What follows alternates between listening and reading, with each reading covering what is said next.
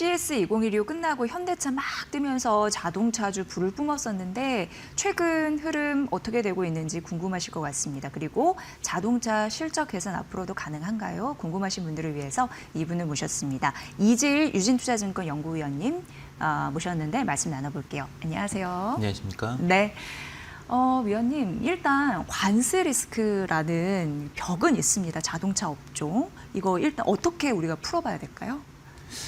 최근에 이제 트럼프 대통령이 SNS에서 다시 25% 관세 부과에 대해서 언급을 하면서 그 리스크가 시장에 좀 영향을 미치는 것으로 보이는데요. 근데 뭐 전반적으로 다행스러운 점은 작년부터 해서 관세에 대해서 좀 시장에서 내성이 좀 생겼다. 그러니까 25% 이미 한번 맞아본 적도 있었고, 뭐 계속해서 뭐 왔다 갔다 하면서 장기적으로 이제 협상을 했었던 경험이 있기 때문에 여기에 대해서 어느 정도 이제 주가는 좀 내성이 생겼다라고 생각을 하고 있고요. 지난해 경험을 생각을 해보면은 결국에는 이게 25%로 다시 올라가기보다는 협상 과정을 거쳐서 15%로 확정이 되고, 다만 이제 그 반대급부로 원래 약속했었던 대미 투자라든지 이런 것들을 좀 더 앞서서 진행하는 이런 시나리오가 예상이 되기 때문에 실질적으로 자동차 업종에 큰 타격이 되기보다는 노이즈로 좀 작용할 가능성이 높다. 그래서 이로 인한 주가 하락은 어떻게 보면 매수기회라고 보고 있고요. 크게 우려하기보다는 지난해 대비해서 올해는 15%의 낮은 관세율을 통해서 좀 수익성이 개선될 수 있는 그런 방향을 생각하는 게 맞다라고 생각합니다. 네. 그러니까 노이즈는 맞는데 내성이 이미 생겼다. 그런 부분 좀 위안이 되네요. 근데 정말 현대차가요. 미국 시장에서 역대 1월 최고 실적을 냈대요. 인기가 있는 것 같습니다. 4분기 실적 분석과 전망 이런 부분도 들어봤으면 좋겠습니다. 먼저 1월 미국 시장 판매를 말씀을 드리면은 지금 미국 시장 같은 경우에는 트럼프 대통령이 환경 규제를 좀 완화를 했고요. 거기에다가 전기차 보조금을 없앴기 때문에 실질적으로 봤을 때는 사실 시장 전체 수요는 어느 정도 하방 압력이 있지만 전기차 판매가 급감을 하고 다른 차종들 같은 경우에는 생산이나 판매가 늘어나는 이런 국면입니다. 현대기아차가 가지고 있는 강점은 하이브리드 차량들을 지금 미국 시장에서 신차들을 출시를 하고 있다라는 점인데 이 하이브리드 효과를 통해서 시장에서 점유율도 상승을 하고 있고 그리고 수익성도 개선되는 모습이 나타나고 있기 때문에 현재 규제에 굉장히 잘 적응해서 대응을 하고 있다라고 평가를 할 수 있을 것 같습니다. 그리고 4분기 실적에 대해서 말씀을 드리면은 네. 뭐 현대기아차 모두 4분기 실적을 좀 미스를 했는데요. 특히 현대차 같은 경우에 일회성 비용을 많이 반영을 하면서 실적을 좀 대폭 하회를 하는 안 좋은 실적이 나왔습니다. 다만 이제 작년 4분기 같은 경우에는 관세 협상이 좀 지연되면서 실적이 안 좋을 거라는 것을 시장에서 어느 정도 인지를 하고 있는 상황이었고요. 그리고 일회성 비용들을 4분기 때 대거 반영하게 되면은 사실상 올해 같은 경우는 오히려 어떤 그런 일회성 비용이 발생해서 실적을 좀 미스하는 이런 리스크는 오히려 감소했다라고 볼 수 있을 것 같습니다. 그래서 작년 4분기 때 실적이 안 좋은 것은 올해 실적에 대해서 좀 부담을 줄여주는 요인이다라고 생각이 되기 때문에 좀 긍정적인 관점에서 바라보고 있습니다. 네. 그리고 그 러시아 공장 이야기가 좀 요즘에 많이 나오더라고요. 여기 14만 원 단돈 팔았잖아요. 근데 문제는 다시 안 산다. 이거 팩트체크가 좀 필요해 보여요. 네. 근데 완전 철수하는 건가? 왜냐면 다시 들어갈 가능성도 있었는데 이거 위원님 어떻게 보세요? 팩트를 좀 결국에는 네. 러시아 우크라이나 전쟁이 끝나야지만 사실 러시아 시장에 다시 진출을 할 수 있는 거기 때문에 이게 지금 와서 공장을 매입을 한다 하더라도 그때 당시에 철수한 이유도 결국 보면 러시아 우크라이나 전쟁 때문에 러시아에 대한 서방 세계의 제재가 계속됐고 그리고 그 상태에서 러시아에서 생산을 계속한다라고 하면은 다른 지역에서의 판매에 영향을 미칠 수 있기 때문에 철수를 할 수밖에 없었고요. 지금도 상황에 보면은 만약에 이게 평화적으로 지금 전쟁이 종전이 된다라고 하면은 다시 이제 진출할 수 있는 어떤 기회가 생기겠지만 계속해서 전쟁이 지속되는 한에서는 실질적으로 러시아 재진출은 어렵다라고 봐야 될 것 같습니다. 다행히 이제 러시아 시장에서 그때 당시 이미 모든 것들을 다 손상차손 처리를 하면서 비용을 다 집행을 했기 때문에 지금 러시아 공장에 다시 안 산다 하더라도 추가적으로 비용이 발생하거나 이런 부분들은 없고요. 다만 이제 러시아 시장이 지금 과거에는 상당히 좀 큰 시장이었었는데 이제 중국이나 러시아 로컬 기업들이 그 빈자리를 차지하기 때문에 그 부분은 조금 아쉽기는 합니다. 그렇네요.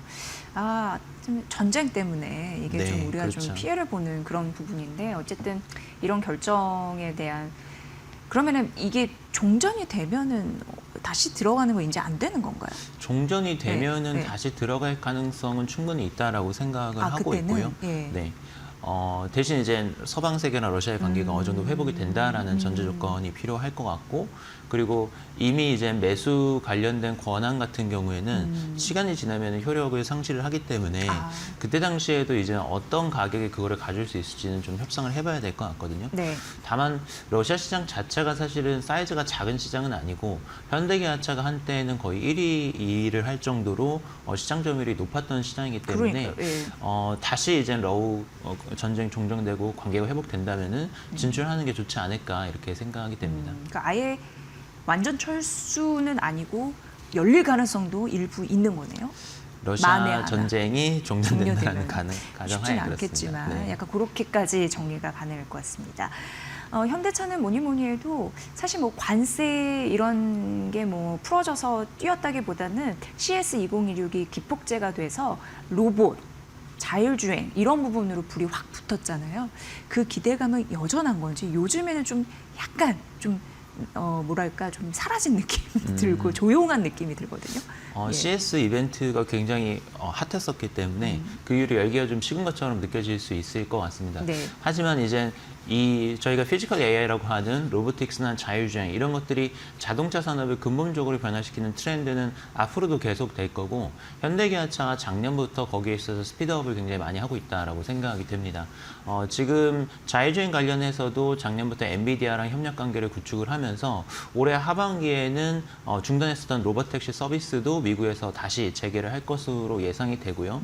그리고 GPU 블랙의 5만 장 같은 경우에도 지금 시기는 완벽하게 확정된 건 아니지만 AI 팩토리라고 할 수 있는 인프라 시설들을 또 구축을 하기 시작할 거기 때문에 그 부분도 이제 앞으로 좀 기대 요인이라고 볼 수 있을 것 같습니다. 로보틱스 같은 경우에는 2028년도부터 양산을 하겠다라고 얘기를 했지만 지금부터도 이제 양산 플랜을 위해서 밑에 있는 부품사들하고도 협력하면서 이제 수주도 이제 나오고 이래야 되는 부분들이 있고, 그리고 기술적으로 어떻게 지금 진행 단계가 나오고 있는지 계속해서 좀 팔로우업을 이제 하게 될 것 같습니다. 그래서 어떤 이 피지컬 AI 분야가 자동차 산업을 변화시키는 트렌드는 여전히 유효하다라고 생각을 하고 있고, 현대기아차가 보면 이제 CEO 인베스트데이 행사도 개최를 하고 네. 뭐 이런 걸 통해서 커뮤니케이션을 하기 때문에 모멘텀은 계속된다. 그리고 현대기아차가 지금 굉장히 이 분야에서 잘하고 있고, 그리고 보여줄 것도 많다라는 점은 계속 유효한 부분이라고 생각합니다. 네, 1월 22일에 그때 거의 뭐 60만 원까지 갔었죠. 근데 현재 주가 49만 원인데 빨리 쫓아갈 수 있을지 기대가 됩니다. 자, 그리고 많은 분들이 궁금해하시는 테슬라 전략도 좀 여쭤볼게요. 요즘 네. 좀 부진한 흐름들은 좀 있어서 치고 나갈 수 있을까요? 어떤 동력을 우리가 살펴봐야 될까요? 지금 테슬라를 둘러싼 여러 가지 이슈들이 있는데 최근에 가장 핫했던 것 중에 하나가 이제 스페이스X 상장 관련해서 테슬라가 이제 합병이 될 수 있다라는 얘기가 있었던 것 같습니다. 이게 뭐 확정적인 사안인지는 정확히는 모르겠지만 이제 XAI랑 스페이스X가 먼저 합병을 하고, 그리고 그 이후에 테슬라랑 합병을 할 수도 있다라는 어떤 얘기들이 있는 것 같은데, 사실상 어떻게 보면은 일론 머스크 팬 입장에서는 스페이스X가 새롭게 상장을 하게 되면은 테슬라에 대한 관심보다 어떻게 보면 스페이스X 쪽으로 관심도가 쏠리면서 수급이 좀 이동이 나타날 수 있거든요. 그래서 스페이스X 상장 직전까지는 테슬라한테는 좀 긍정적으로 작용을 하겠지만 예. 상장 이후에는 좀 수급적으로 부담이 될 수 있는 요인이 있다라고 생각을 합니다. 본업적인 측면에서는 지금 테슬라가 해결해야 되는 과제들이 로보틱스 관련된 부분도 있고요. 그리고 로보택시, 자율주행 관련된 부분들도 있는데 작년부터 언급했던 것들이 올해 이제 실현이 돼야 되는데, 이게 참 테슬라의 타임라인이 약속한 부분들이 제때제때 막 되는 게 아니라 지연되는 경우들이 많기 네. 때문에 이 부분을 예측하기가 참 쉽지 않은 것 같습니다. 그래서 지금 전반적으로 주가는 계속해서 좀 횡보 장세가 나오는 게 기대감은 있지만 지금 예정된 시점보다 좀 늦춰지는 게 실망감으로 작용을 하고 있는 것 같고요.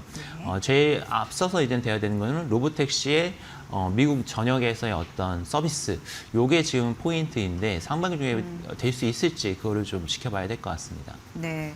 그러니까 사실 스페이스X, xAI의 대형 합병 가능성 이 호재를 머금기는 했으나 실제 상장하면 이제 스타가 떨어져 나가는 거니까 네. 약간 그런 부분에 희석될 가능성이 있다라는 부분이고요.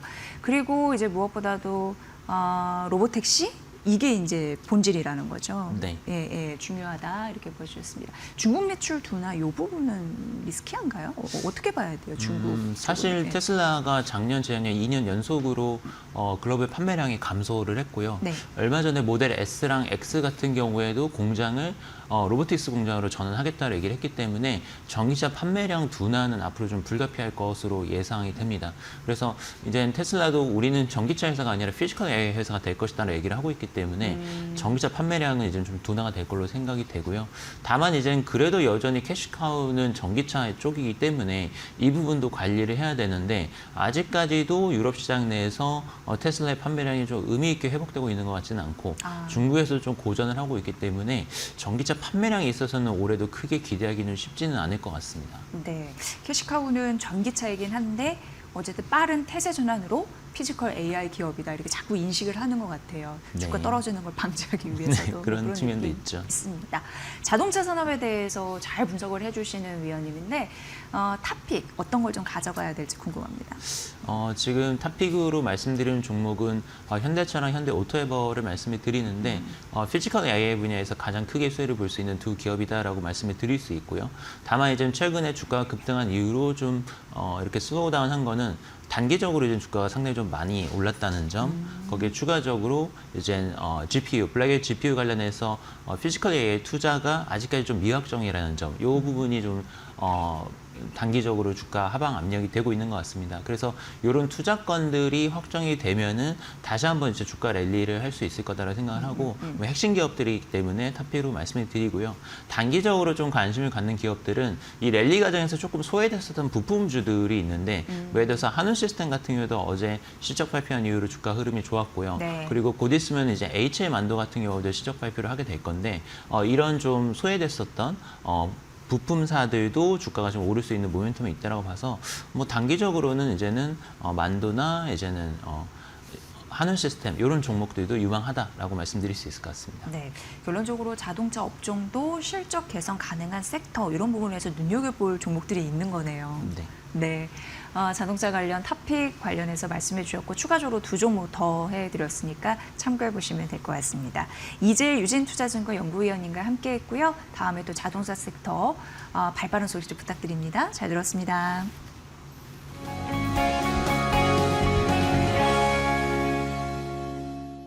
네, 지금 이 시각 여러분이 궁금해하시는 부분들 저희가 조목조목 잘 따져드리도록 하겠습니다. 오늘 이 시간은 송재경 디멘전 투자자문 대표 모셨습니다. 대표님 어서 오세요. 네, 안녕하세요. 네, 반갑습니다. 시청자분들 마켓나우 2부를 좋아하시는 분들이 가장 궁금해할 부분 반도체 부분인데요.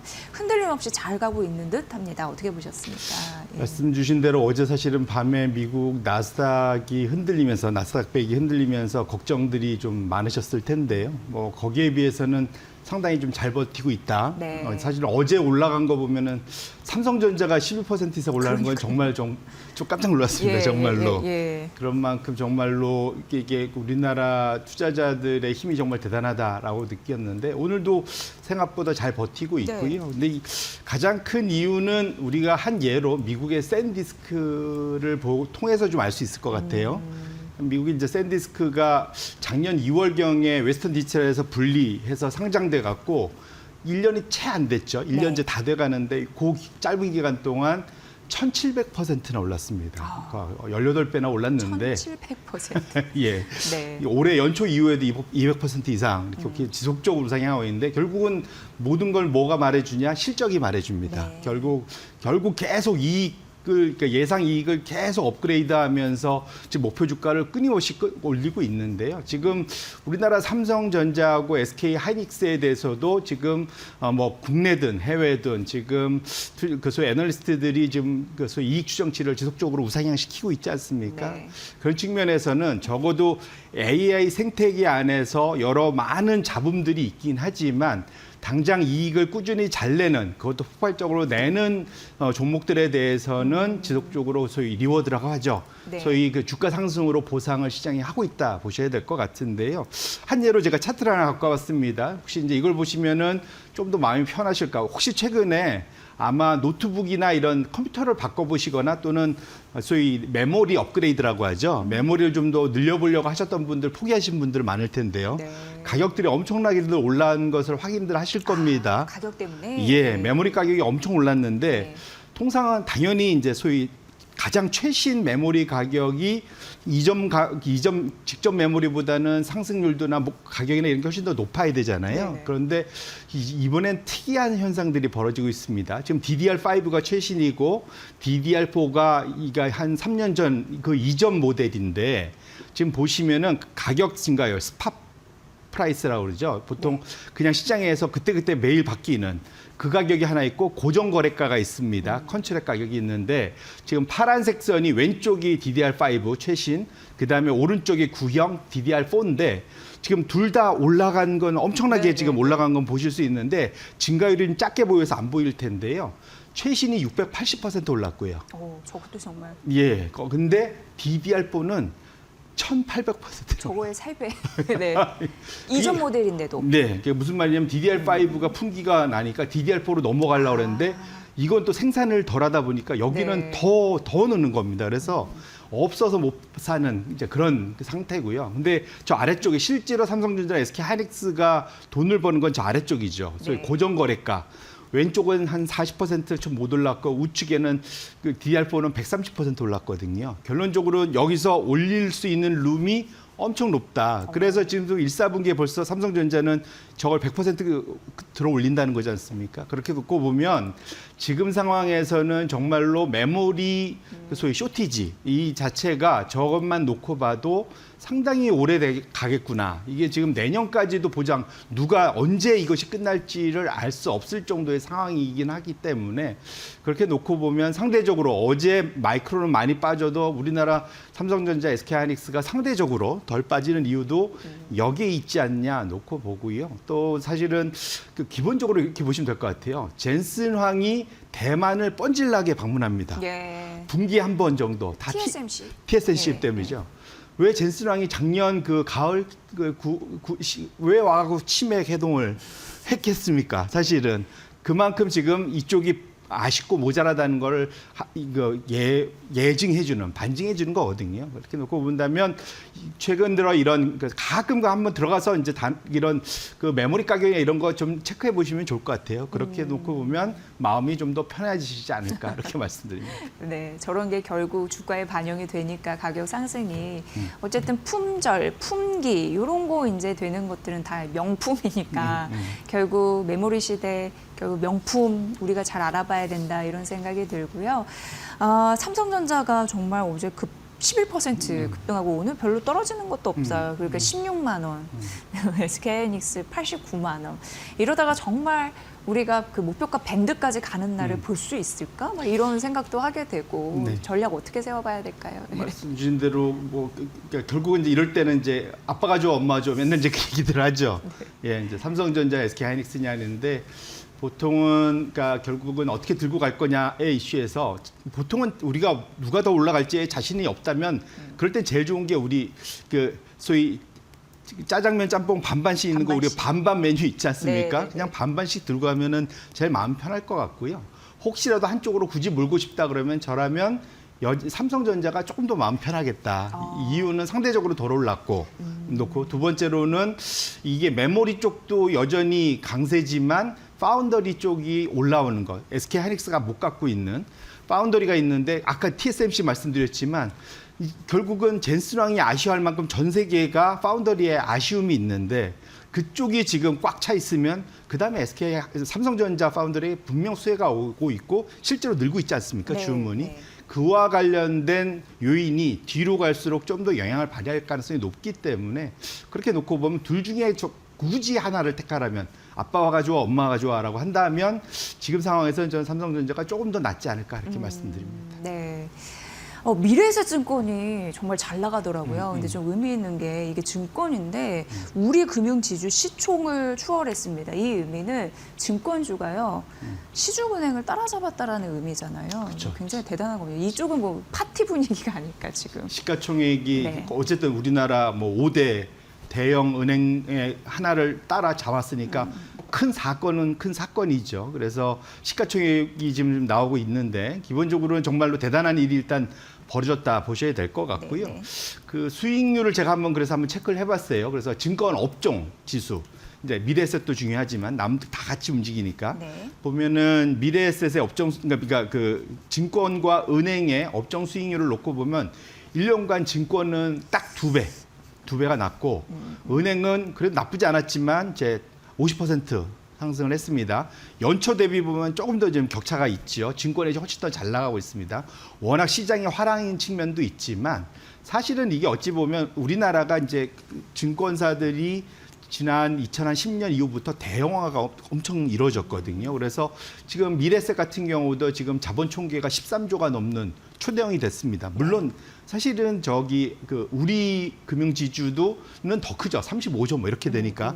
하지만 소위 돈을 버는 소위 어닝 파워는 증권사들이 훨씬 더 낮죠. 네. 그러다 보니까 그러니까 소위 기업 금융을 하는 것이 상당히 중요해진. 그러다 보니까 미국에서도 보면은 탑5 안에 들어가는 게 이런 증권 분야하고 은행이 합쳐져 있는 JP모건 체이스가 제일 큰 회사죠. 근데 우리나라는 이걸 분리시켜 놨기 때문에 그런 게 안 나타났긴 했는데 어쨌거나 중요한 돈을 버는 거는 사실 은행은 상당히 부동산에 치우쳐 있잖아요. 상대적으로. 하지만 그러니까 이 증권은 기업 금융에 열려 있으면서 GDP 성장률과 같이 갈 수 있다라는 것. 이런 것들이 상당히 의미 있다 보셔야 될 것 같고 앞으로도 이러한 소위 격차 벌어지는 가능성은 충분히 좀 있지 않을까. 다만 근데 최근에 증권주가 너무 많이 올라서 네. 조금은 좀 부담스러운 것도 있긴 있다. 이렇게 말씀드립니다. 네.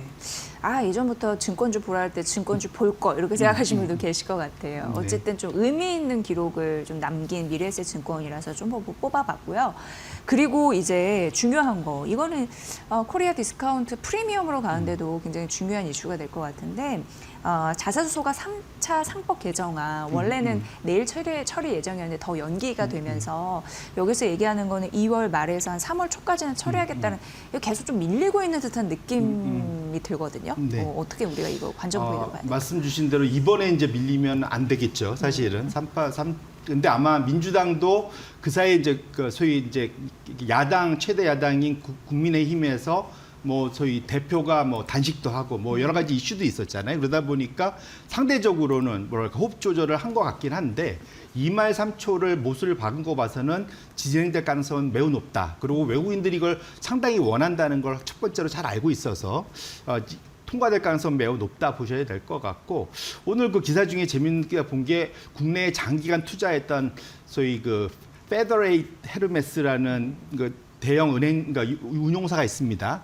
그리고 코리아 디스카운트에 대해서 상당히 신랄하게 장기간 그 소위 이제 비판을 해왔던 그 펀드 매니저가 기본적으로 한국 시장을 긍정적으로 보고 특히 삼성전자를 상당히 높게 평가를 했습니다. 거의 다 돌아오는 것 같아요 이제. 예, 전 세계에서 가장 싼 대형 IT주고 AI주다 뭐 이렇게까지 얘기를 하는데 그래서 자기네가 제일 많이 들고 있어서 그렇다고 그래서 그러더라고요. 어제 그렇게 많이 올랐는데 영향을 줬나요?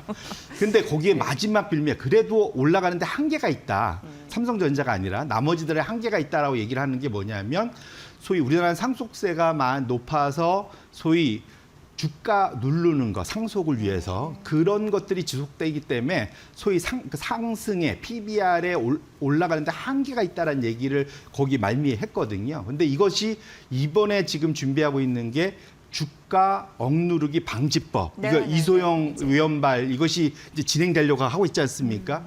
그렇다면 마지막 소위 외국인 투자자들이 봤을 때 마지막 코리아 디스카운트 요인인 소위 상속과 관련돼서 강제로 물려졌던 애초에 적정 가치에 비해서 이것도 이제 해소될 가능성이 이제 법적으로도 뭔가 확인이 될 수 있기 때문에 그런 측면에서 놓고 보면은 상당히 많은 기회가 열릴 수 있다.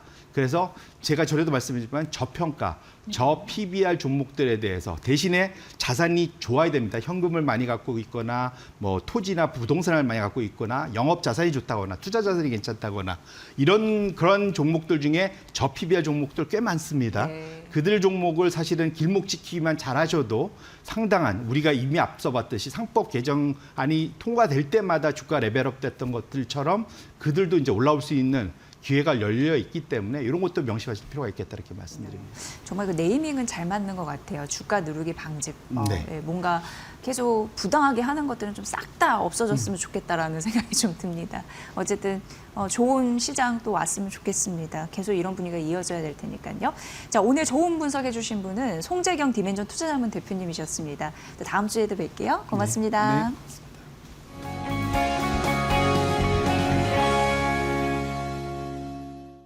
오늘은요, 여러분께 중소형주 이 전략을 어떻게 세워서 수익을 나게 할 수 있는지 그 비법을 소개해드리겠습니다.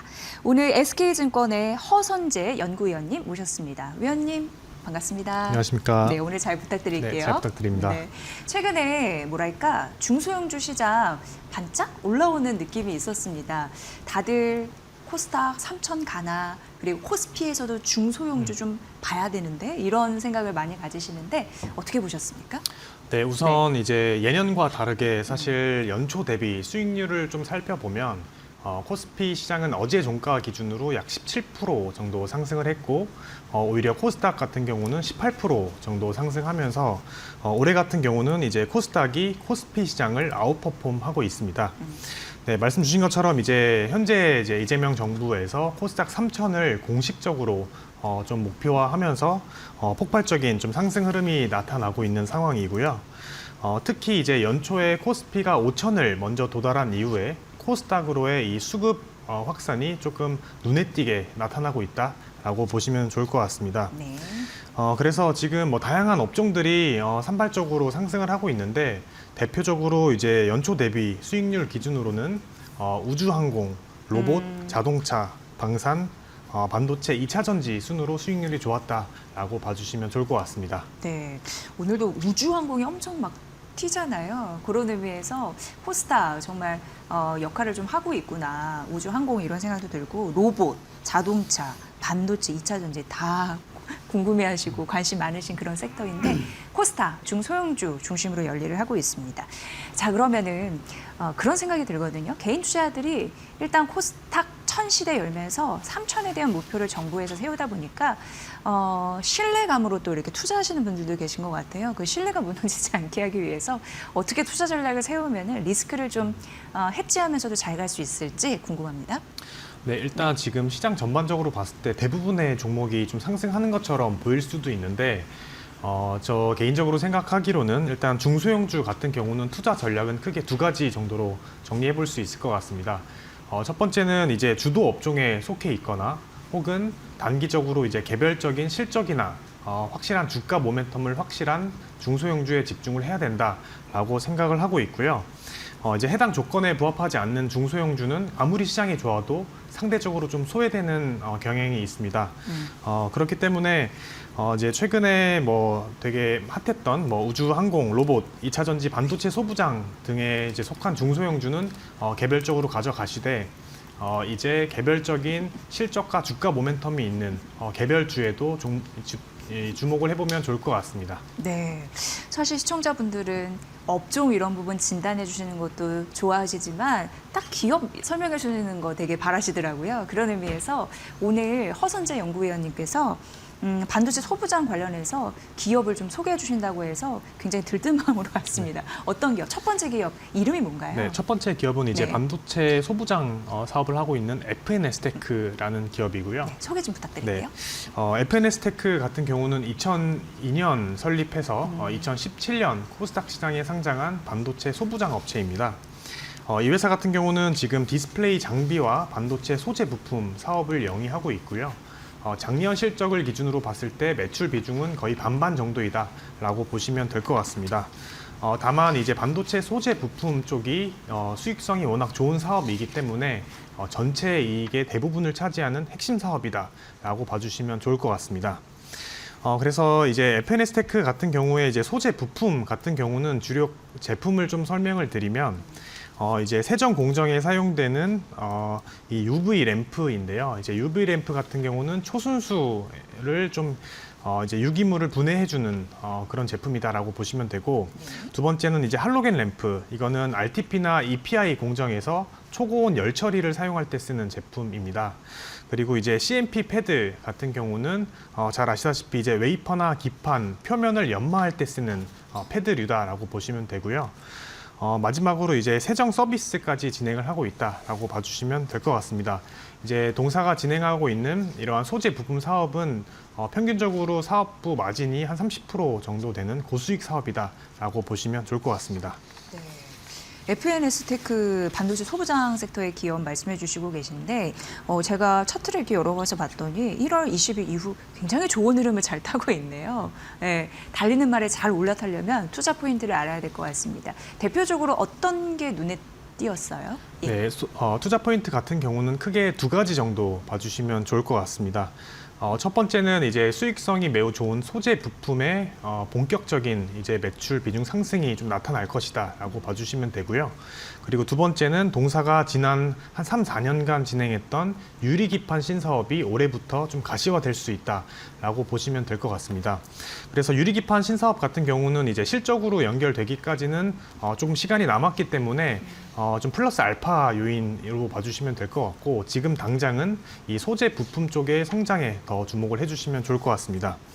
그래서 소재 부품 쪽에서는 크게 투자 포인트가 두 가지 정도로 세분화되는데요.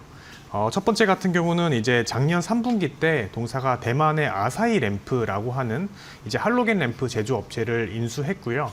그래서 이제 이러한 인수 효과가 올해부터 본격적으로 반영이 된다라는 점이 있고, 그리고 이제 두 번째로는 HBM이나 첨단 공정 생산 확대에 따른 동사의 CMP 패드 소모량이 좀 증가할 것으로 전망을 하고 있습니다. 그렇기 때문에 이제 결과론적으로 봤을 때 동사의 이 CMP 패드 플러스 이러한 다양한 소재 부품의 매출 같은 경우는 25년 360억대에서 26년 약 550억대로 좀 고성장할 걸로 전망을 하고 있습니다.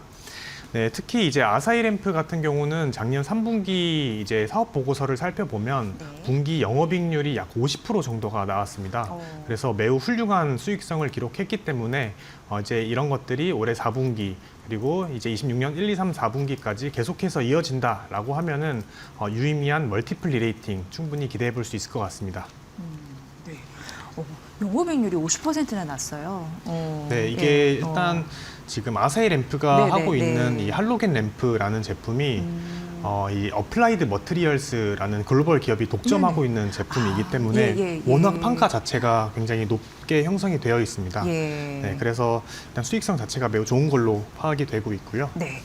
그리고 이제 유리기판 쪽 신사업에 대해서 좀 말씀을 드리면 크게 동사는 이제 소재 부품 그리고 장비 사업까지 영위를 하고 있다라고 보시면 될 것 같습니다. 일단 유리기판 같은 경우는 기존 반도체 이 유기기판 대비 CMP 패드 소모량이 5배에서 최대 약 20배까지 늘어날 걸로 전망이 되고 있고요. 그리고 이제 유리기판 패드 같은 경우는 기존 패드 대비 면적이 뭐 2~3배 이상 크기 때문에 평균 판매 단가까지 최소 2배에서 3배 정도 더 비싼 걸로 추정을 하고 있습니다. 동사 같은 경우는 이제 유리기판용 대면적 CMP 패드를 작년에 처음으로 이제 개발에 성공을 했고요. 올해는 이제 주요 고객사들과 정식 샘플 테스트 좀 진행하고 있다라고 봐주시면 될 것 같습니다. 네. 이렇게 이제 소재 부품과 그리고 유리기판 신산업 말씀해 주셨는데 지금 당분간은 소재 부품 쪽 이런 부분을 눈여겨보면 더 괜찮겠네요. 네, 일단 기본적으로 소재 부품에서 EPS 상승이 나올 걸로 전망을 하고 있고요. 네. 그리고 이제 유리기판 사업 같은 경우는 점점 이제 가시화되는 모습이 나올 때마다 멀티플 리레이팅으로 좀 기여를 해줄 걸로 보고 있습니다. 네. 그럼 연구위원님 올해 실적 괜찮아질 것으로 예상이 네. 됩니다. 워낙 효자 품목이 있다 보니까 예상 실적단 어떻게 전망하셨어요? FNS테크 같은 경우는 이제 25년 연간 영업이익은 또 24년 대비 약 40% 정도 성장한 120억 수준으로 전망을 하고 있고요. 이제 26년 올해부터 본격적인 실적 기여가 나올 걸로 전망하고 있습니다. 올해는 이제 말씀드린 아사히 램프 인수 효과 그리고 이제 HBM 첨단 공정 확대에 따른 CMP 매출 증가, 다양한 것들이 좀 반영이 되면서 26년에는 매출액은 전년 대비 약 18% 정도 성장한 900억 수준으로 전망을 하고 있고요. 영업이익 같은 경우는 약 55% 정도 성장한 200억 원 내외로 전망을 하고 있습니다. 이제 본격적인 좀 영업이익률 개선이 올해부터 나타나는 구간이다라고 주목을 해주시면 좋을 것 같습니다. 네, 이렇게 FNS테크 말씀해 주셨습니다. 21일 이후에 딱 어제만 살짝 숨 쉬고 좀 호흡을 고르고 연일 상승세를 보이고 있는데 지금도 시가 대비 상승폭 높이면서 양봉의 흐름을 하고 있습니다. 반도체 소부장 섹터 이런 부분에 기업 소개해 주셨으니까 참고를 해보시고요. 두 번째 기업 가볼게요. 어떤 기업인가요? 네, 두 번째 기업은 이제 아모센스라고 하는 아모센스? 기업입니다. 예, 예. 사실 이 회사 같은 경우는 이제 올해 초에 자료를 낸 이후에 주가 상승이 좀 폭발적으로 나타나고 있는데 네. 그럼에도 불구하고 리포트 쓰신 이유예요? 네, 맞습니다. 그럼에도 불구하고 지금 향후 업사이드가 충분히 나올 수 있는 환경이기 때문에 지금 미리 공부를 해두면 좋겠다라고 보고 있습니다. 이게 정말 아모센스 오늘 12%또 급등하는 흐름도 네. 오늘 나타나네요. 어떤 기업인지 또 주요 포인트는 뭔지 설명 좀 들어볼게요. 예. 아모센스 같은 경우는 이제 2008년에 설립되어서 21년 코스닥 시장에 상장한 스마트 디바이스와 전장에 들어가는 소재 부품 기업입니다. 이제 작년 3분기 기준으로 매출 비중을 좀 살펴봤을 때 저 디지털 키나 무선 충전 모듈이 약 58% 정도 차지를 했고요. 그리고 이제 디바이스 플랫폼이라고 하는 이제 사업 부문이 한 25% 정도 차지를 했고 나머지는 이제 차폐 시트를 포함하는 소재 부분이 한 11% 정도 기록을 했습니다. 그래서 이 회사는 지금 삼성전자에 들어가는 갤럭시 태그 같은 것들을 지금 생산을 하고 있고 네. 또 현대자동차, 기아자동차, 자동차 전장 사업에 들어가는 이제 각종 무선 충전이나 디지털 키 모듈을 만드는 회사이다라고 봐주시면 될 것 같습니다. 네. 그러면 이 기업을 우리가 봐야 하는 투자 포인트 뭔가요? 약간 미국 블룸에너지 고기 밸류체인. 네. 예. 일단 기본적으로 지금 과거까지는 여태껏 이제 전장 관련 이제 밸류를 받고 있다가 이제 지금 아모센스라는 회사에 주목하면 좋을 만한 이유는 올해부터 이제 동사가 지난 4년 동안 준비했던 이 신사업이 좀 가시화될 걸로 전망이 되기 때문입니다. 네. 그래서 어떤 걸 준비했냐라고 보면 블룸에너지향 SOFC용 세라믹 기판 공급이 올해 1분기부터 시작이 될 걸로 전망이 되고 있는 상황입니다.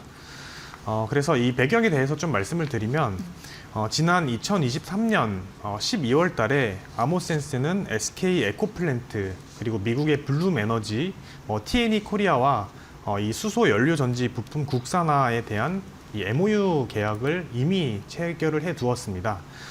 그래서 동사가 담당하는 거는 이제 SOFC 핵심 부품 중 하나인 세라믹 전해질 기판의 국산 파트너로 좀 선정이 됐고요. 이 제품에 대해서 좀 말씀을 드리면 이제 이 세라믹 전해질 기판 같은 경우는 고온 환경에서 이 연료 전지가 좀 효율적으로 잘 작동하도록 지지해주는 이 핵심 부품이다라고 보시면 되고요. 이제 높은 내열성과 내구성이 좀 요구된다라고 보시면 될 것 같습니다. 그래서 23년 4분기에 MOU를 체결한 이후에 2024년 그리고 2025년 동안 제품 개발 그리고 샘플 테스트 같은 것들이 마무리가 됐고요. 드디어 이제 올해 1분기부터 첫 제품 출하가 시작이 될 것이다 라고 봐주시면 될 것 같습니다. 네. 그러면 이제 실적 이런 부분도 궁금해지는데. 네, 어떻게 일단 보세요? 올해 네. 실적 같은 경우는 매출액은 전년 대비 약 18% 정도 성장한 1,400억 수준으로 전망을 하고 있고요. 영업이익 같은 경우는 약 60% 정도 성장한 80억 수준으로 전망을 하고 있습니다. 올해 이제 신규로 붙는 블룸에너지향 SOFC 세라믹 기판 매출 같은 경우는 약 100억 원 내외로 전망을 하고 있고요. 내년에는 한 3,400억 대까지 좀 가파르게 성장을 할 걸로 전망을 하고 있습니다. 특히 지금 상황에서 좀 주목할 만한 점은 블룸에너지가 워낙 지금 수주 같은 것들이 많이 들어오고 있고 네. 네, 그리고 이제 블룸에너지 같은 경우는 납기, 약 90일 정도의 빠른 납기를 주요 마케팅 포인트로 삼고 있기 때문에 주요 벤더사들의 이 증설 요청을 좀 적극적으로 하고 있는 걸로 파악이 되고 있습니다. 예. 네, 그래서 동사의 이 아모센스의 SOFC용 세라믹 전해질 기판 같은 경우는 현재 생산 캐파가 약 100억 정도 되는데 이거를 이제 올해 3분기까지 약 500억 대까지 늘릴 예정이고요. 이제 내년에는 이거를 뭐 한 2배, 3배 정도 더 가파르게 증설할 계획을 갖고 있는 걸로 파악을 하고 있습니다. 네, 여기가 이제 미국의 블룸에너지 밸류 체인에 속한 기업이고요. 오늘 52주 신고가 기록을 했습니다. 워낙 허선재 연구원님 같은 경우에는 중소형주, 여러분 이제 잘 보셔야 될 그 타이밍인데 그런 부분으로 커버를 많이 해주시니까 저희가 앞으로 자주 좀 모시겠습니다. 괜찮은 기업들 잘 네, 발굴해서 감사합니다. 해주시면 좋을 것 같습니다. 어쨌든 이 기업은 4년간 신사업 이런 부분에서 성과가 조금 더 이제 가시적으로 나는 흐름, 올해 굉장히 중요할 것 같고 실적단에서도 분석해드렸으니까 잘 참고해 보시고요. 오늘 FNS테크, 아모센 이렇게 두 기업 여러분께 분석해드렸으니까 참고해 보세요. 허선재 SK증권 연구위원과 함께 분석해드렸습니다. 고맙습니다, 위원님. 네, 감사합니다.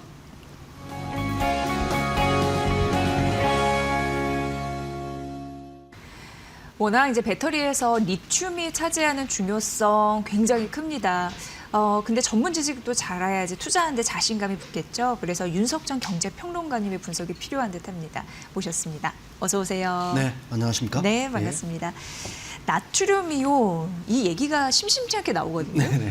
리튬, 나트륨 이온 이런 부분 좀 어려워서 좀 설명 좀 부탁드릴게요. 네. 지금 뭐 큰 흐름으로 놓고 본다라고 하기에는 배터리는 리튬 이온 배터리와 네. 최근 이제 뭐 우리나라 언론에서도 주목하고 있고 중국이 이제 집중하고 있는 뭐 나트륨 이온 배터리 이렇게 네. 두 부류로 나눌 수가 있겠죠. 그러니까 일부에서는 이제 나트륨 이온 배터리에 대해서 뭐 어떻게 보게 되면 좀 과장된 어떤 이런 보도들이 굉장히 많은 것 같아요. 근데 이제 핵심은 사실은 오늘 쭉 설명을 드리겠지만 나트륨 이온 배터리는 굉장히 국소적인 분야에서만 일부 쓰일 뿐이지 네. 결국 대세는 리튬 이온 배터리가 될 것이다. 그 리튬 이온 배터리의 핵심은 결국 리튬이니까요. 네. 그 리튬이 갖는 의미, 그다음에 그 밸류 체인에 대해서 한번 알아보는 시간 가져보도록 하겠습니다. 예. 네. 그럼 나트륨 이온, 그러니까 배터리에 대한 상용화 이런 부분이 정말 현실화 가능한지 굉장히 궁금한데 네. 어떻게 보시는지요? 일단 어느 수준까지 와 있고? 예. 예. 일단 CATL이 뭐 나트륨 이온 배터리의 뭐 선두주자라고 사실은 얘기할 수가 있겠죠. 21년도에 이걸 갖다가 만들겠다고 이제 발표를 했어요. 네. 근데 마침 이제 거의 한 5년이 지난 올 1월 현재 이제 뭐 아까 말씀하신 것처럼 그 승용차는 아니고요. 네. 승용차에는 이제 탑재될 예정이라고 보고요. 마이크로밴이라든지 그러니까 조그마한 어떤 상용차 이런 분야에 실제 탑재가 본격화되고 있다고 홍보를 하고 있습니다. 홍보. 그리고 26년 1월 23일 천행2 시리즈를 출시했어요. 이게 이제 배터리예요. 배터리의 네. 브랜드명인데 이제 스펙을 보게 되면은 45kWh 용량을 갖고 있고요. 에너지 밀도가 175Wh per 킬로그램이라고 합니다. 네.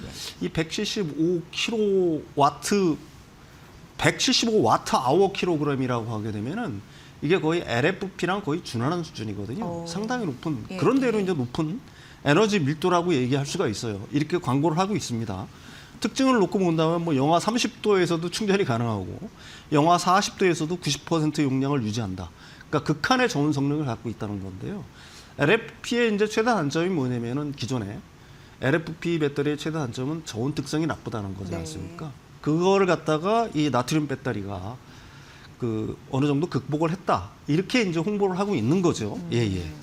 그렇다면은 나트륨 배터리가 그 기존에 우리가 잘 알고 있는 리튬 배터리를 대체할 만한 가능성이 굉장히 큰지 이게 또 궁금하거든요. 일단 네. 몇 가지 그 한계가 있는데요. 일단 낮은 에너지 밀도가 어떻게 보게 되면 본질적인 한계라고 얘기할 수가 있는 겁니다. 이 배터리에서는 사실 에너지 밀도가 제일 중요하잖아요. 네. 저기 보시면은 그 에너지 밀도가 제일 높은 거는 전고체 배터리죠. 킬로그램당 400에서 500Wh 정도니까. 그 다음에 이제 3원계입니다. 250에서 한 300. 그 다음에 LFP 배터리가 160에서 요즘 이제 원래는 한 175 정도였는데 좀 높아졌다고 그래서 한 200Wh. 나트륨이 이제 140에서 170 Wh예요. 그러니까 나트륨 배터리의 상단은 LFP 하단하고 거의 이제 좀 약간 넘어선 단계라고 얘기할 수 있는 거지 않습니까? 네. 그러니까 뭐 충분히 쓸 수 있는 거 아니야? 이렇게 생각할 수가 있어요.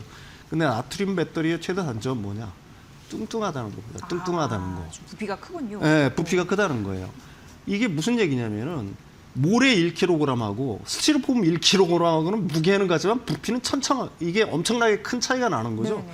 똑같은 논리라고 생각하시면 되는 거고요. 나트륨 배터리에 쓰이는 양극재와 음극재의 다진 밀도는 그 기존의 그 리튬 이온 배터리보다도 훨씬 떨어집니다. 다진다고 하죠. 쉽게 말해서 재료가 헐거워서 꽉 채워 넣어도 부피를 많이 차지한다는 거예요. 네. 아까 앞에서 얘기한 스티로폼을 생각하면 돼요. 그러니까 이게 같은 용량일 때 LFP 배터리보다는 한 20에서 30% 정도 두께가 두껍고요. 뚱뚱하다는 얘기고요. 3원계 배터리에 비하면 2배 이상 뚱뚱하다는 얘기예요. 그럼 이걸 갖다가 한번 생각을 해보시죠. 전기차에 깐다. 전기차에는 보통 스케이트보드라도 전기차 바닥에 깔잖아요. 네네. 3원계보다 이게 높이가 2배가 높아지게 되면은 자동차 안에 뭐라고 할까요? 공간 자체가 줄어들거나, 그죠? 이게 높아지니까 그렇죠. 줄어들 예. 수밖에 없죠. 아니면은 이 고를 갖다가 훨씬 높일 수밖에 없다는 얘기죠. 전기차에서도 하물며 이런데 이 뚱뚱하고 에너지 밀도가 낮은 걸 갖다가 휴머노이드 로봇이라든지 그러겠네요. 좀 어렵겠네요. 아니면 뭐 UAM이라든지 예. 이런 데 쓸 수는 없겠죠. 그다음에 이제 또 한 가지 이유가 또 하나가 사실은 있습니다. 이 원가 구조도 아직은 비싸요. 나트륨 배터리를 갖다가 중국에서 이제 자꾸 개발을 하려고 하는 이유는 궁극적으로 나트륨은 뭐 훨씬 풍부하잖아요, 리튬보다. 그러니까 원가가 싸질 거다. 생산 단가가 이제 굉장히 낮아질 거라고 하지만은 지금은 현재 단계에서는 LFP를 갖다가 생산 단가보다도 오히려 30%가 높다라고 해요. 그러니까 장기적으로 놓고 보게 되면 뭐 원가 절감의 여지가 전혀 없다라고 얘기할 수는 없지만 아직까지는 굉장히 높은 상황이다. 이렇게 정리를 할 수가 있는 겁니다. 네. 예. 그럼 리튬 배터리와 나트륨 배터리 시장 규모 좀 많이 차이 나나요? 어떻게 보세요? 일단 S&P 글로벌에서 이걸 갖다가 뭐 추정을 한 게 있어요. 그러니까 이 나트륨 배터리는 리튬 이온 배터리 시장의 극히 일부분을 차지할 거라고 보고 있는 겁니다. 올해 기준으로 놓고 보게 되면은 리튬 이온 배터리 생산 능력은 전 세계에 놓고 보게 되면 한 4,200기가와트 아워 정도 되거든요. 네. 근데 이 중에서 나트륨 이온 배터리는 수십 기가와트 아워 정도에 그칠 것이라고 보고 있는 거고요. 그러면은 2035년이면 어떠냐? 2035년에는 리튬 이온 배터리 시장이 저희 그림에 나오는 것처럼 약 8,000기가와트 아워를 넘어갈 거라고 보고 있는 겁니다. 예. 그 시장에서 나트륨 이온 배터리는 수백 기가와트 아워 수준에 머물 것이라고 보고 있는 거거든요.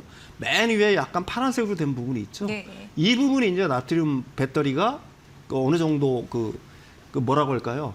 그 시장에 어떤 차지하는 비중이라고 얘기할 수 있는데 리튬 이온 배터리가 어떻게 보게 되면은 압도적이라고 얘기할 수가 있는 거죠.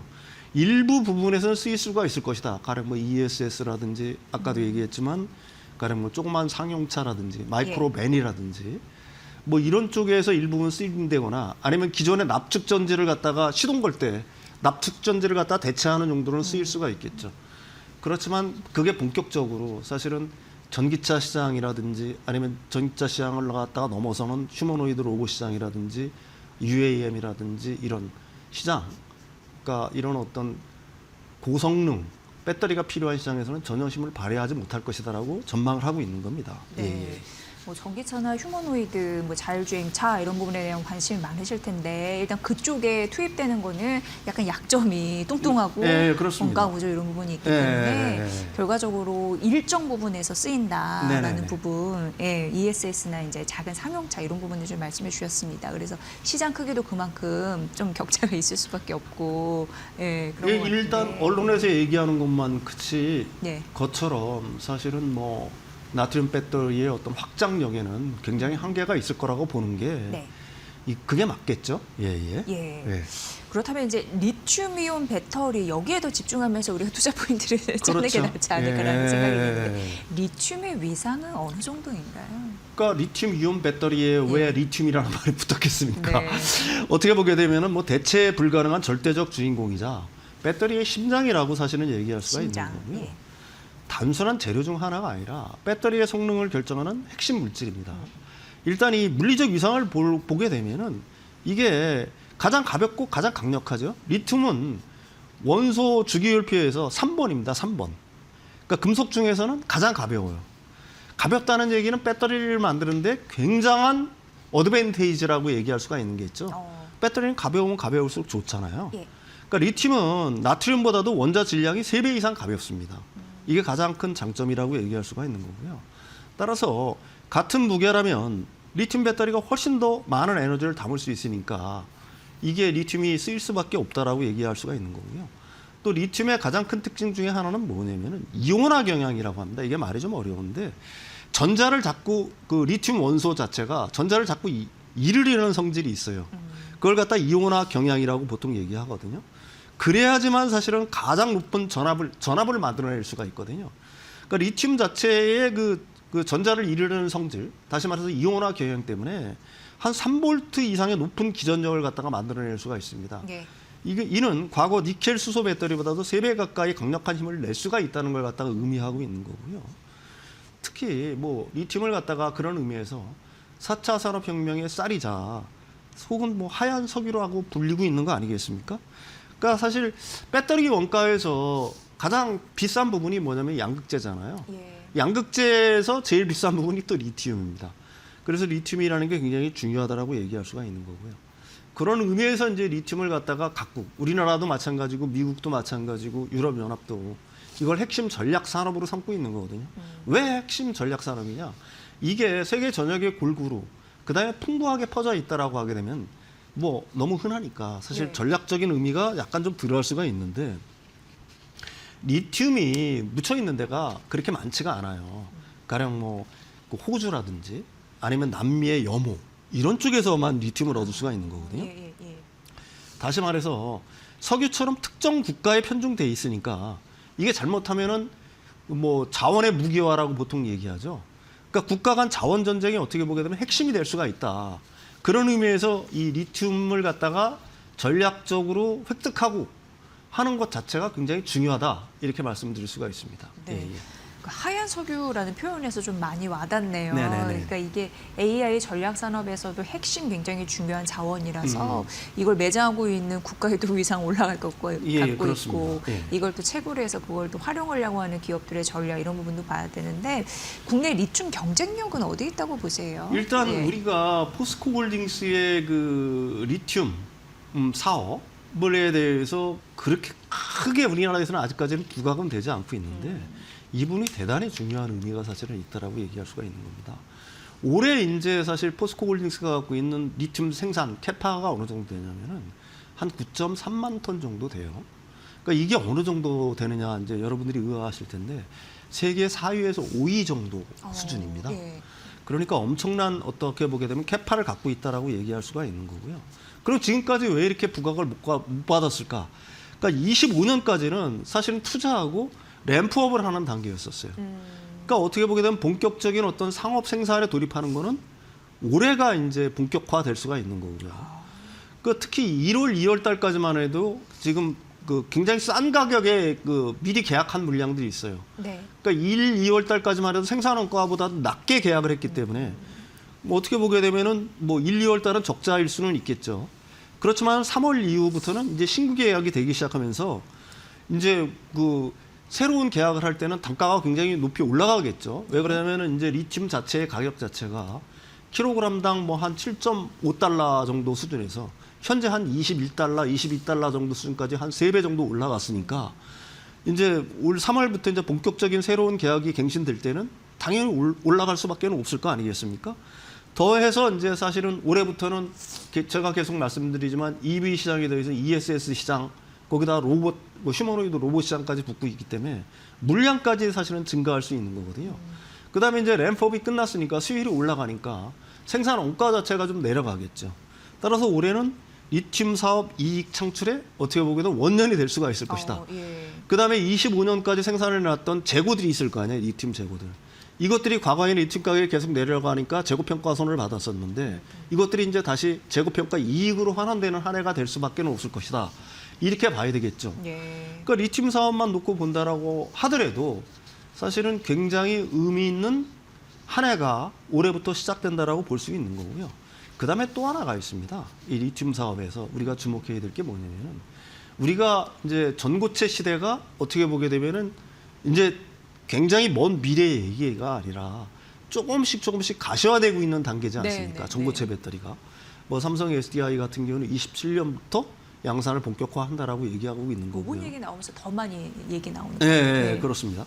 그러면은 이 지금 대부분 우리나라 LG에너지 솔루션이라든지 아니면은 삼성의 SDI나 공이 황화물계 그 고체 그 전해질을 쓰거든요. 그래서 황화물계 그 전고체 배터리를 만드는데 황화물계의 전고체 배터리를 만들기 위한 핵심 원료가 뭐냐면은 황화물계 고체 전해질이에요. 황화물계 고체 전해질. 네. 그럼 황화물계 고체 전해질의 핵심 원료는 뭐냐? 이게 바로 리튬입니다. 황화리튬. 황화리튬이 황화물계 고체 전해질 그 생산 원가의 80% 정도를 차지해요. 되게 많이 차지하네요. 네. 그리고 지금 우리가 전고체가 비싸다라고 얘기하고 있지 않습니까? 이게 뭐냐면은 그 이유가 뭐냐면은 황화물계 고체 전해질의 가격이 워낙 비싸기 때문에 그래요. 그럼 이걸 왜 비싸냐? 황화리튬 가격이 킬로그램당 수천 달러예요, 지금. 근데 포스코 홀딩스 같은 경우에는 이걸 갖다가 장기적으로 어느 정도까지 내리려고 하고 있냐면은 킬로그램당 50달러 정도 수준까지 내리겠다라고 얘기하고 있는 겁니다. 그러면은 이 뭐라고 할까요? 전고체 가격, 황화물계 고체 전해질 가격이 내려가면서 전고체 배터리 가격 자체가 굉장히 내려갈 수 있는 여지가 생길 수밖에 없겠죠. 네. 그러면 아니, 도대체 무슨 수로 여러분들은 좀 의아하실 거예요. 아니, 무슨 수로 그 포스코 홀딩스 그룹 자체가 이 황화물계 그 고체 전해질을 갖다가 이렇게까지 낮출 수가 있느냐? 다시 말해서 황화리튬 가격을 갖다가 이렇게 낮출 수가 있겠느냐? 이렇게 의문을 표하시는 분들이 있을 텐데 한번 곰곰이 한번 생각을 해보십시오. 포스코 홀딩스는 아까 앞에서 말씀드린 리튬을 갖다가 직접 생산해요. 그러니까 리튬 생산 단가가 거의 세계적 수준입니다. 생산 원가가. 보통 가령 뭐 지금 알버말이라든지 SQM들이 보통 리튬을 갖다가 그 생산 원가가 어느 정도 되냐면은 킬로그램당 한 8kg 정도 수준이거든요. 8달러 정도 수준이거든요. 근데 포스코 홀딩스는 그에 거의 필적하는 수준, 아니면 그보다 낮은 수준의 그 생산 원가를 갖고 있어요. 그러니까 리튬을 갖다 생산할 수 있는 역량을 갖고 있고 생산 단가도 굉장히 싸다. 또 하나, 이제 황화리튬을 만들려면 황이나 황화합물이 필요할 거 아닙니까? 그럼 이건 어떻게 할 거냐? 다른 회사들 같은 경우에는 외부에서 사와야 되지만 포스코 홀딩스는 이 코크스를 만들 때 부생가스라는 게 발생을 합니다. 이 부생가스에 황 성분이 엄청나게 함유돼 있어요. 근데 기존에는 이걸 갖다가 이게 어떻게 보게 되면 환경 오염의 주범이 될 수가 있잖아요. 황이라는 게 엄청난 냄새가 납니다. 그러니까 이 계란 썩은 내라고 보통 얘기하죠. 네. 그러니까 이 악취가 엄청난 거예요. 그러니까 이 부분을 갖다가 그냥 폐기했는데 이것도 정화해야지 폐기했는데 여기서 황 성분을 갖다가 추출할 수가 있는 거예요. 그것까지 이제 도움이 되는. 네, 예. 그러니까 황이라든지 아니면 황화물을 갖다가 얻는 가격 자체가 제로에 수렴한다는 얘기입니다. 그렇네요. 그러니까 결국은 리튬하고 황 혹은 황화물을 갖다가 얻는 그 생산 단가 자체가 다른 회사랑은 견줄 수 없을 정도로 낮은 가격으로 원재료를 갖다가 획득할 수 있다는 거고요. 네. 또 하나의 장점은 뭐냐면은 기존 그 황화리튬을 만들 때는 습식 공정을 갖다가 했습니다. 그러니까 거기에 뭐 용매 같은 걸 부어가지고 약간 그 액체 성분을 갖다가 부어서 그런데 이걸 갖다 특수 건식 합성 공정 기술을 갖다가 완료했어요. 이게 뭐냐면 JK 솔리드 솔루션이라는 회사인데 이걸 포스코 홀딩스가 인수를 했죠.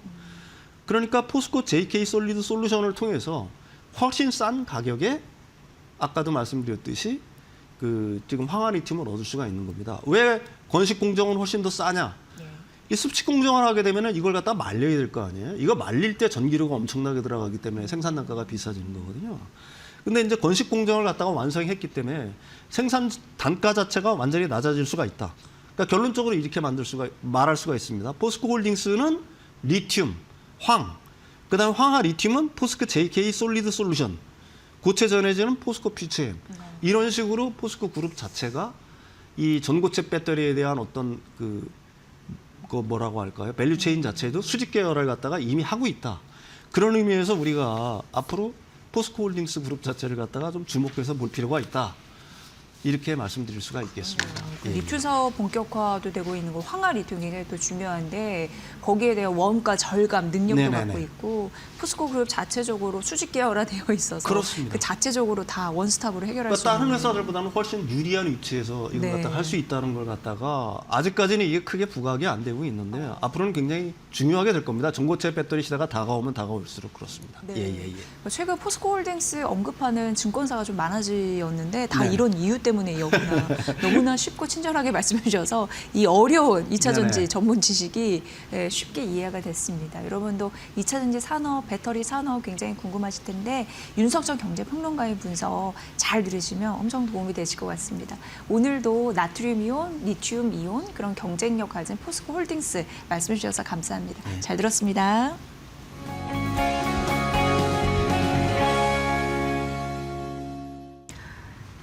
개인이 4조 원 이상 사고 있습니다. 이 장을 어떻게 이해해야 될지 이분이 와주셨습니다. 박시동 경제평론가님과 함께 알아보겠습니다.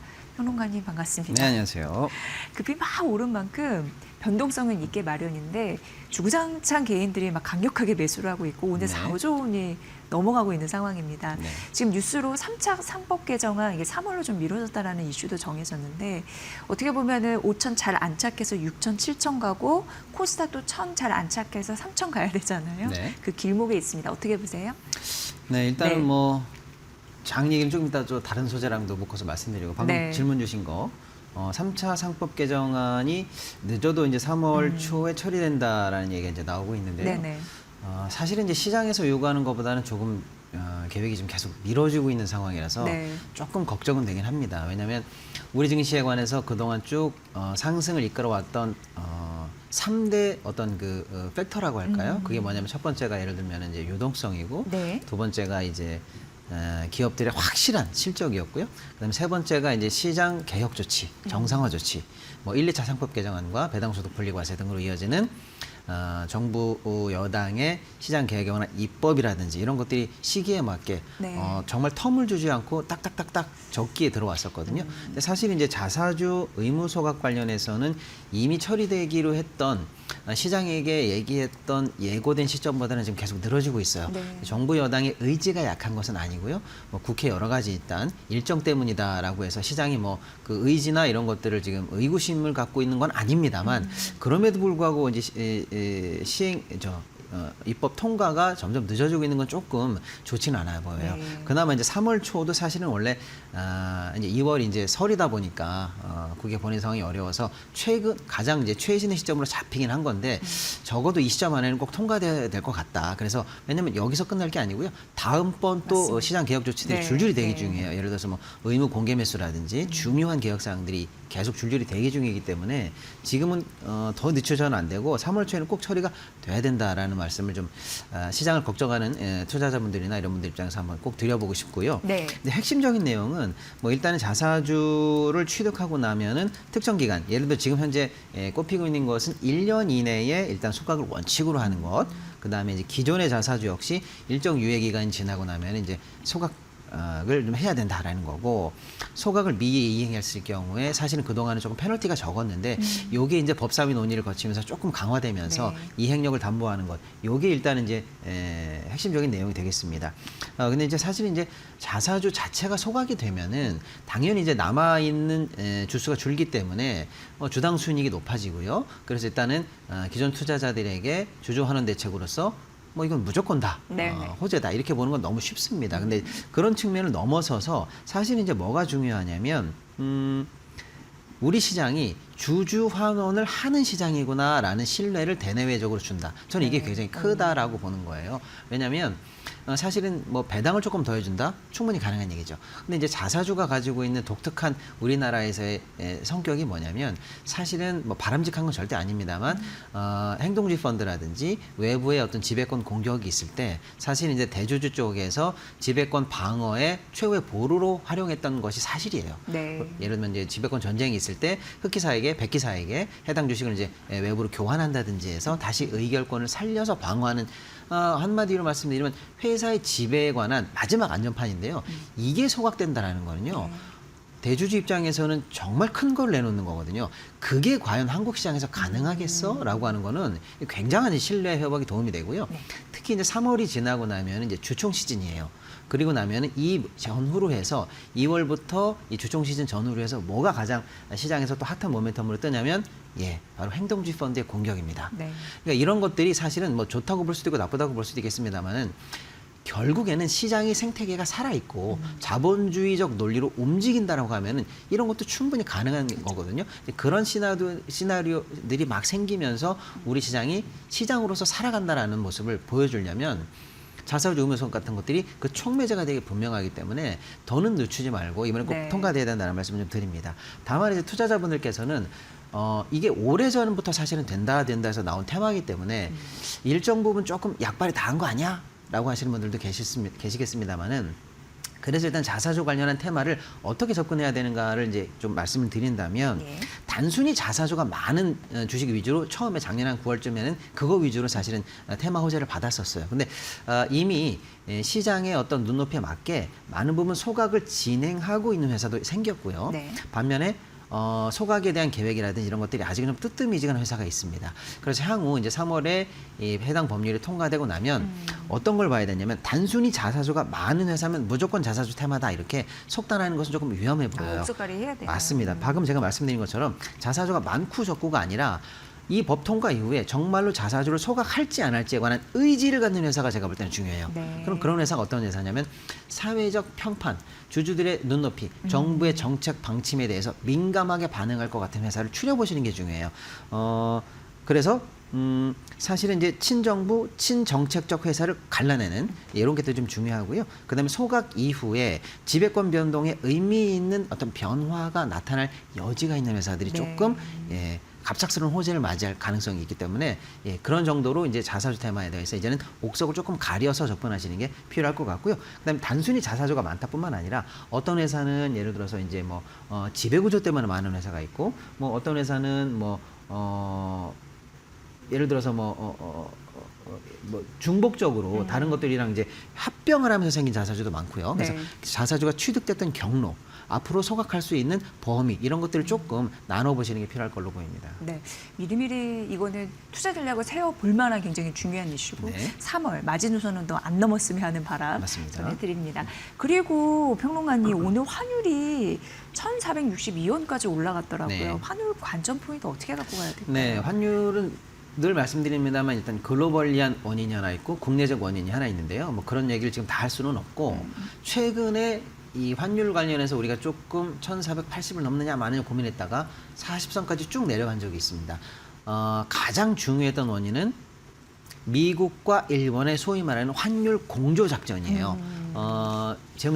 미국 재무장관이 레이책, 뉴욕 연방은행이 레이책을 실시했고 재무장관이 뒤에서 백그라운드를 받쳐주면서 네. 미국과 일본이 엔화 환율이 더 이상 약세로 가는 것을 방치하지 않겠구나라는 네네네. 환율 공조를 글로벌 시장이 확인했거든요. 그로 인해서 엔화 환율이 이제 조금씩 내려갔고요. 엔이 내려가면서 원엔 동조 효과로 인해서 우리 환이 내려갔습니다. 네. 그러니까 우리 스스로 글로벌리하게 영향을 맺는 부분, 우리 국내적 요인으로 맺는 부분들을 고정 변수로 놓더라도 N1 동조화 때문에 내려가고 있다라는 부분을 우리가 또 한 번 확인을 했어요. 네. 근데 최근에 그럼 다시 이 낙폭을 되돌리고 있는 거는 일본발이 원인이 좀 크다고 봐요. 뭐냐면 지금 일본이 이제 사실은 이제 재선거를 이제 조만간에 앞두고 있는데요. 현재로서는 자민당의 압승이 예상되고 있습니다. 그런 측면에서 다카이치 정부가 만약에 힘을 얻게 된다면 할 수 있는 정책들이 지금 대부분 다 어마어마한 재정 지출을 앞두고 있어요. 그러다 보니까 재정 지출에 관해서 국채가 다시 많이 발행될 것처럼 보이고 네. 그로 인해서 사실은 N이 흔해지고 N 약세가 더 강화될 거다라는 게 늘 시장의 걱정이었어요. 그러니까 사실은 이런 흐름이 거의 확정적으로 이제 앞으로 열어진다라고 봤을 때 일본 정부가 국내 증시 부양, 국내 경제 부양을 위해서 그거는 할 텐데 결국에는 환을 막으려면 미국과의 모종의 동조가 필요하거든요. 네. 그러니까 글로벌리하게 솔직히 말씀드리면 눈치를 좀 봐야 되는 상황이에요. 근데 지금 다카이치 총리가 굉장히 큰 실언을 했어요. 쉽게 말하면 이제 우리말로 하면 싱글벙글이다 이런 얘기를 해버렸어요. 뭐냐면 지금 환율이 조금 내려가니까 우리는 싱글벙글이야. 왜냐하면 낮은 가격으로 일본에서 국채를 발행해서 N을 갖고 그 N을 가지고 미국에 들어가서 국채를 샀는데 네. 지금 N이 저환율일 때는 그 미국에서 샀던 그 싸게 샀던 미 국채 이자가 우리에게 오히려 도움을 주고 있어라고 하니까 낮아도 이익, 높아도 이익, 우리는 다 괜찮아. 그래서 싱글벙글이에요. 쉽게 말하면 롱숏을 다 하고 있어라는 식으로 네. 해석될 수 있는 굉장히 오해스러운 발언을 해버렸거든요. 지금 미국 입장에서는 일본 국채 금리가 뜨는 거를 너무 경계하고 있어요. 네. 그래서 오죽하면 환율 공조까지 가고 있는데 일본 총리가 지금 마치 이렇게 해도 좋고 저렇게 해도 좋고라고 해서 마치 엔 약세도 나쁘지 않다라는 식의 실언을 하면서 네. 환율 공조에 사실 금을 가게 했고요. 마침 또 베센트는 꼭 일본 문제가 아니더라도 우리는 달러 강을 원해라는 얘기를 계속 하고 있거든요. 미국 정부가 달러 강이 좋다는 얘기를 해버리고 다카이치가 실언을 하니까 이 미일 공조를 통해서 달러 약세, 그다음에 엔 고 이거를 만들어내는 공조의 금이 같다라고 생각하니까 이거는 뭐 쉽지 않겠네라고 하니까 단기간에 엔이 다시 이 약세로 도는 이런 모습을 보였고 그로 인해서 원엔 동조로 우리가 지금 안 좋은 영향을 받고 있다 이렇게 좀 볼 수가 있겠습니다. 우리 현재 우리 환에 미치는 국내적 요인이나 펀더멘탈에서 특별하게 나빠지거나 특별하게 뭐 좋아지거나 하는 변동세는 잡히지 않고 있어요. 결국에는 원보다는 이 엔 달러 관련한 영향을 받고 있다라고 봐서 우리가 이 부분을 좀 예의주시해야 될 것 같습니다. 네. 아, 참 환율 잘 안 떨어지네요. 그런데 미국뿐만 아니라 일본도 가세하기 때문에 복합적인 요소 설명해 주시면 너무 잘해 주셔서 이해는 네, 쉽게 됐는데 앞으로 계속 봐야 할 이슈이네요. 맞습니다. 네.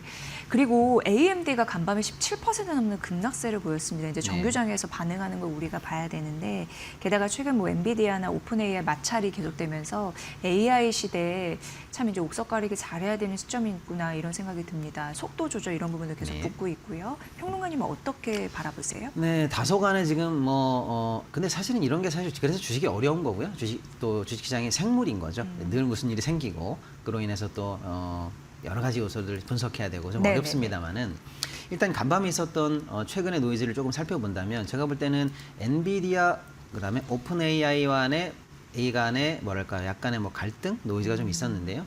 제가 볼 때는 크게 걱정하지 않고 일정 부분 봉합될 것으로 보입니다.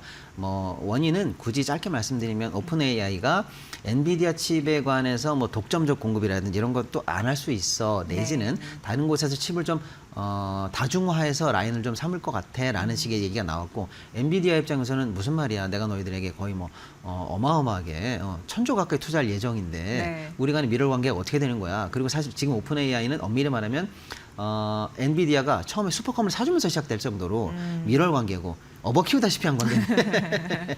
예, 근데 지금 맞습니다. 무슨 말이야 이렇게 되니까 네. 다소간에 조금 노이즈가 있었는데 어쨌거나 이번에 추가적인 자금 조달 관련해서 엔비디아가 적어도 한 200억 달러 정도는 투자하는 것으로 일단 갈등은 봉합될 수 있다라고 보고 둘 간의 완전한 결별이다 그런 거는 있을 수 없기 때문에 다소간의 노이즈 어차피 AI 생태계가 진화하면서 한 번은 겪어야 될 일이다 이렇게 좀 저는 볼 수 있는데요. 네. 그 다음에 이제 다만 간밤에 있었던 내용 중에서 조금 우리가 의미 있게 봐야 되는 거는 이른바 얘기하는 AI 관련한 지금 에이전트 서비스가 나오면서 미국 증시가 지금 휘청휘청하고 있는 부분이 있거든요. 이 부분은 제가 볼 때는 다소간에 조금 영향을 미칠 수 있을 가능성이 좀 있어 보여요. 아시겠습니다만은 엔트로픽의 이제 그 코어 관련한 그 AI가 이제 핵심적인 내용이랄까요. 좀 쉽게 말씀드리면 이제 프로그램 같은 내용들이 주말에 공개가 됐거든요. 근데 기존에 일단 이 모델이 공개된 지는 조금 됐는데 지난 주말에 공개된 내용을 이제 전문가 집단에서 봤을 때 상상 이상의 성능이야. 그리고 기존에 있었던 모델에 비해서 법무, 그다음에 마케팅, 분석, 회계 같은 기능도 11개가 새로 탑재됐는데 그 부분을 자세히 살펴보다 보니까 기능이 생각보다 너무나 강력해. 그러다 보니까 그 부분에 대해서 별도의 서비스를 하는 소프트웨어 관련한 회사들이 이제 앞으로 타격받을 가능성이 농후해라는 게 삽시간에 현재 지금 미국 시장을 좀 강타하고 있거든요. 쉽게 말씀드리면 우리 그 큰 로펌 같은 데에서도 사실은 AI를 씁니다. 법률 AI를. 그런데 그걸 쓰면 뭐하냐? 예를 들면 각자 변호사가 이제 변호사 한 명이 갖고 있던 하나의 컴퓨터가 그 수많은 기능을 다 할 수 있는데 또는 우리도 그 변호사가 필요 없이 뭐 이러이러한 상황인데 어쨌든 분석해줘라고 하면 내 손 안에 있는 컴퓨터가 그걸 다 해줄 수 있는 거고요. 그런 어떤 상황이 이제 전개될 가능성이 농후하다라고 보니까 소프트웨어 관련한 주식들이 이제 대거 이제 위기 상황으로 일단 의구심을 좀 자아내고 있고요. 단순히 소프트웨어 회사의 문제뿐만 아니라 아니라 거기 투자되어 있던 수많은 자금까지도 연쇄적으로 걱정이 되고 있어요. 왜냐하면 그 소프트웨어 회사마다 네. 사실은 각자 AI를 개발하는 게 지금 유행 아닙니까? AI 없이 지금 서비스가 안 된다는 걸 우리가 지금 누구나 알고 있기 때문에. 네. 그런데 그 각 회사마다 AI화해서 개발해봤자 결국에는 최종적으로 엔트로픽이라든지 예를 들면 제미나이라든지 오픈AI라든지 최종 단에서의 승리한 AI가 그 중간 단에 있는 모든 AI를 다 집어삼킬 수 있다라는 거니까 네. 중간에 있던 업체들이 개별 AI를 개발해봐야 먹힐 수 있는 구조가 잘못하면 나오는 거 아니야라고 하니까 이게 뭐가 문제가 되냐면요. 그 회사마다 투자했던 회사들마다 어려워지는 그 개별 주주들도 어렵습니다만 거기 투자되어 있던 사모펀드들 입장에서는 예. 자금의 선순환이라든지 그다음에 추가적으로 앞으로 일어날 롤오버가 막힐 가능성이 있어요. 이게 뭐냐면 사실 그동안 투자되어 왔던 자금들은 구독 베이스입니다. 그러니까 예를 들어서 뭐 법률 서비스를 하거나 뭐 어도비라든지 이렇게 개별 서비스를 하는 미국의 AI 소프트웨어 회사에 사실은 사모펀드들이 구독 방식이 그거를 이제 쉽게 말하면 PF처럼 담보 잡아서 대출을 해둔 거거든요. 네. 그래서 대출 이자보다도 구독이 더 많아? 그러면 안전하겠네라고 해서 대출이 많이 됐는데 거기 서비스가 순차적으로 끊긴다고 생각하면 그렇죠. 이자 상환이 어려워지죠. 네, 네, 네. 그러면 추후 롤오버가 안 될 가능성이 있어요. 그러면 주저앉을 회사도 있을 수 있는 거고요. 그렇다면 사모펀드 입장에서 자금 상환에 경기에 빨간불이 들어올 가능성도 있습니다. 이게 네. 자본적으로 미치는 영향이 생겨 이마치 씁쓸할 수 있다라는 그런 가능성이 있어서 시장이 일단은 뭐 당장 무슨 폭락이 나온다, 어떤 회사가 쓰러진다는 아닙니다만 뭐랄까요? 가장 싫어하는 자본으로의 이 위기가 전이 되는 것들을 사실 월가 제일 싫어하는 건데요. 네. 그럴 소지가 있는 소재가 발생했기 때문에 예의주시하고 있고 경계감이 좀 발동됐다 이렇게 볼 수가 있겠습니다. 네, 리스크는 잘 알고 대비를 해야 되기 때문에 들려드렸고, 그다음에 우리가 이게 이제 반짝 그쳤나 싶긴 하지만 우리 경제나 주식시장의 근본은 금리잖아요. 그와 연관된 연준 차기 의장 케빈 워시에 대한 리스크 어떻게 보시는데 일단 이게 통상적으로 처음 연준 의장이 됐을 첫 해에 주가는 떨어진다 또 이런 통계도 있고 재미있는 통계가 많습니다. 예. 예를 들어서 이제 사실 합리적으로 근거를 내기는 어렵죠. 네. 그런데 이제 그건 이제 사후적으로 맞춘 건데요. 예를 들어서 뭐 연준 의장이 처음 들어오면 금리가 떨어진다는 것도 있고 더 재미있는 것도 말씀드려보면 네. 연준 의장의 키와 금리가 똑같다 이런 얘기도 있습니다. 키도? 네, 키 예, 큰 사람이면 예. 금리 올라가고 예를 들어서 뭐 앨런 같은 분이 나오면 네, 금리 떨어지고 금리로, 예, 예, 이 떨어지고. 키랑 맞는 거 아니냐라고 네, 하면 네. 지금 워싱턴 키가 몇이냐 뭐 이런 재미있는 사후적 분석도 있습니다만 네, 네. 합리적 연관성은 조금 떨어지죠. 그런데 이 워시 관련한 얘기는 제가 볼 때는 지금 일단락된 게 아니라고 봐요. 왜냐하면 지명되는 과정에서도 계속 노이즈가 나올 거예요. 네. 아직 본인이 금리 향배에 관해서 한마디도 한 적이 없어요. 그러니까 추가적으로 이제 청문회 과정에서 나올 얘기도 있을 것이고요. 그다음에 이제 사실은 기존에 있던 파월 의장이 의장을 사임하면 이사도 동시에 사임하는 게 미국의 관행이에요. 지금까지 의장이었다가 의장직을 사임하고 이사직을 사임 안 한 사람이 한두 명밖에 없어요. 제 기억에. 네. 1940년대인가 있고 없습니다. 왜냐하면 이사 임기는 14년이고요. 의장 임기는 8년이기 때문에 그렇습니다. 네, 네. 그런데 만약에 파월이 사임을 안 하면 어떻게 될 것이냐. 이사 관련해서 말이죠.